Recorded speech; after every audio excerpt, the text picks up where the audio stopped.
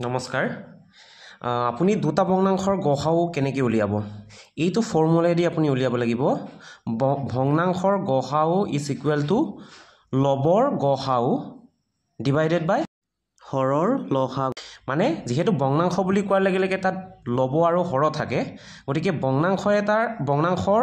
গসাউ উলিয়াবলৈ হলে আপুনি লবকেইটাৰ গসাউটোক হৰকেইটাৰ লসাগুৰে হৰণ কৰিব লাগিব তেতিয়া ভগ্নাংশৰ গসাউটো পোৱা যাব উদাহৰণ এটা লৈ পেলাই আমি কৰি চাওঁ 36/51 আৰু 39/17 ৰ গসাউ উলিয়াব আমি কেনেকৈ কৰিম প্ৰথমে এই ভগ্নাংশ দুটা আমি লঘিষ্ঠ আকাৰলৈ নিম কেনেকৈ নিম 36/51 অৰ্থাৎ 51 ভাগৰ 36ক আমি কেনেকৈ লঘিষ্ঠ আকাৰত নিম এটো 36ক আমি 3 পূৰণ 12 বুলি লিখিব পাৰো আৰু 51ক 3 পূৰণ 18 বুলি আমি লিখিব পাৰো ইকুৱেল কি হ'ব এই 3 3 কেনসেল কৰাৰ পিছত 12/17 থাকিব আৰু 39/17 ইজ ইকুৱেল টু 60/17 কেনেকৈ হ'ল এটো 17 আৰু 3 পূৰণ কৰিব লাগে আৰু পূৰণ কৰি আমি যিমান পাম হেতুৰ লগত এই 9 টো প্লাস কৰি দিব লাগে 17 আৰু 3 পূৰণ কৰিলে আমি কিমান পাম 51 পাম 51 ৰ লগত 9 যদি প্লাস কৰি দিওঁ তেতিয়া 60 পাম এতিয়া যেহেতু 36/51 is equal to 12/17 হল আৰু 39/17 is equal to 60/17 গটিকে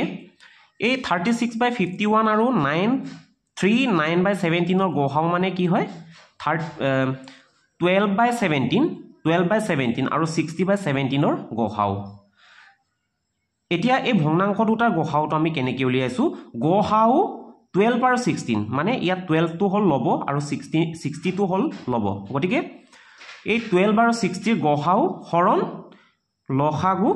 17 আৰু 18 অৰ্থাৎ এই 17 আৰু এই 17 দুটা কি হয় হৰ হয় গটিকে হৰ দুটাৰ লসাগু গটিকে আমি পালো ইয়াত 12 আৰু 60 ৰ লসাগুটো আপুনি কেনেকৈ উলিয়াব প্ৰথমে এই দুটাৰ সৰু ডাঙৰটো চাই ল'ব লাগে ডাঙৰটোক আমি সৰুটোৰে হৰণ কৰিম 60 ক 12 ৰে হৰণ কৰিলে আমি কিমান পাম 5 12 60 ইয়াত কি হল ভাগশেষ 0 0 হৈ গল এই 0 0 হোৱাৰ সময়ত আমাৰ ভাজক কি আছিল অৰ্থাৎ কিহেৰে ভাগ কৰিছিল 12 ৰে ভাগ কৰিছিল গটিকে গসাউ কিমান হ'ব 12 হ'ব আৰু লসাগুটো কি হ'ব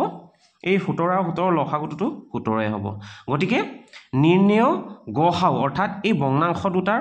গসাউটো কিমান হ'ব 12/17 গটিকে এনেদৰে উলিয়াব খুব সহজে উলিয়াব পাৰো